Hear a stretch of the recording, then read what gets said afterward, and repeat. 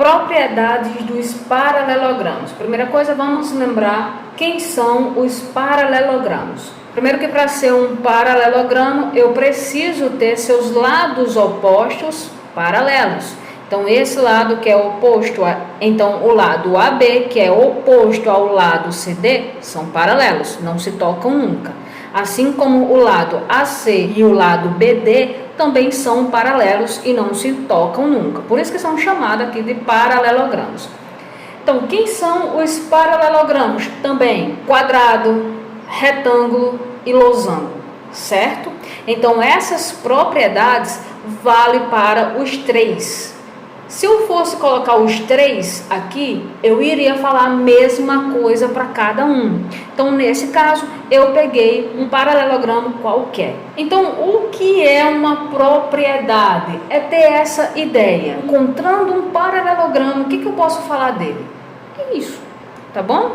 Então, primeira coisa, seus ângulos opostos são congruentes. Lembraram que são congruentes iguais, tá bom? Então, esse ângulo A vai ter o mesmo ângulo desse ângulo D, porque eles são opostos. Assim como esse ângulo C e o ângulo B também vão ter as mesmas medidas. Por quê? Porque eles são opostos. Por exemplo, sabemos que a soma dos ângulos internos em um quadrilátero é sempre 360 graus, não é isso? Digamos que esse ângulo aqui seja 100 graus. E esse ângulo aqui, ó, 80 graus. E esse X e esse aqui, Y. Qual seria o ângulo de C e o ângulo de D? Já que eles são opostos e a propriedade diz que eles são congruentes, então esse ângulo C, ele vai medir 80 graus e esse ângulo D, ele vai medir 100 graus. Conferindo aí, né, 100 mais 100 dá 200 mais 160. Então, vai dar 360, que é a soma dos ângulos internos de qualquer quadrilátero. O que sabemos mais sobre um quadrilátero? É que se eu traçar uma diagonal, esse ângulo, ele vai ser congruente a esse outro ângulo. Assim como esse ângulo, ele vai ser congruente a esse outro ângulo. Lembra que aqui deu 100 graus? Então, digamos que nesses 100 graus, esse ângulo tinha dado 70 graus e esse outro aqui 30 graus. Então, esses ângulos seria quanto, né? Se esse fosse X e esse daqui fosse Y. Então, esse daqui, ó, seria 30. E esse outro aqui, ó, seria 70. Como fosse um X, pessoal, certo? Caso vocês tenham ficado aí confusos. Uma outra coisa, podemos observar que se eu traçar as duas diagonais, o encontro dessas duas diagonais vai ser o ponto médio desse quadrilátero.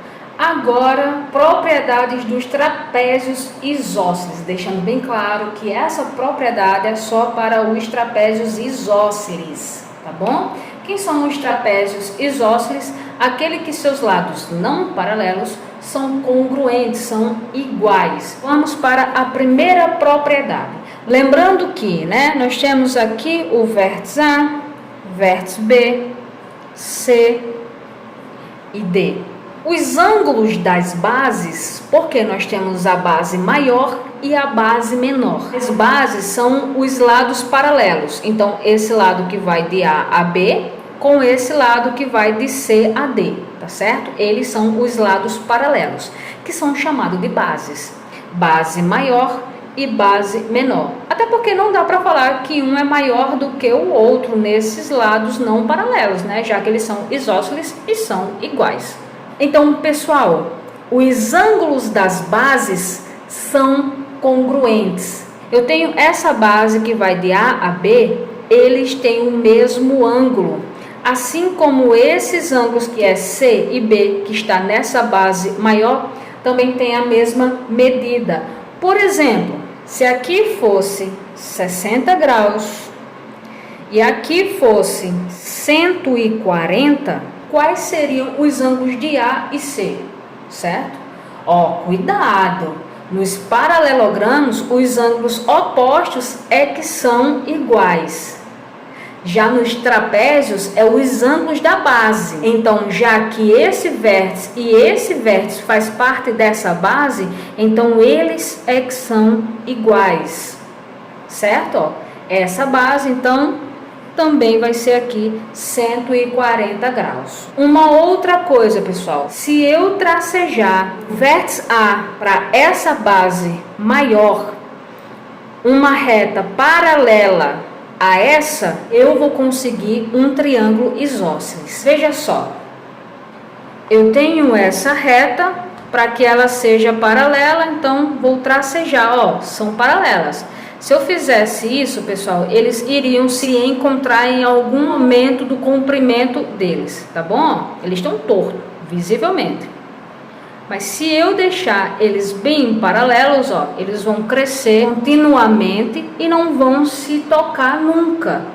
Então, se eu tracejar essa reta, que vai, ó, de um vértice à base, do mesmo jeito, se eu tracejar do vértice B à base, contanto que essa reta seja paralela a essa outra reta, eu vou conseguir um triângulo isósceles. O que seria um triângulo isósceles? Que tem dois lados congruentes. Resumindo, essa segunda propriedade diz que se eu traçar uma reta do vértice até a base, onde essa reta seja paralela à sua reta oposta, então eu consigo transformar um triângulo isósceles. A última propriedade diz que se eu traçar as duas diagonais, eu posso afirmar que essas duas diagonais têm a mesma medida, o mesmo comprimento. Então, digamos que ela tenha 25 centímetros. Então, eu posso afirmar que esse outro comprimento aqui também tem 25 centímetros, ok? Diferente dos paralelogramos, né? Que diziam que quando eu tracejasse as linhas diagonais, o ponto lá seria médio, não é isso?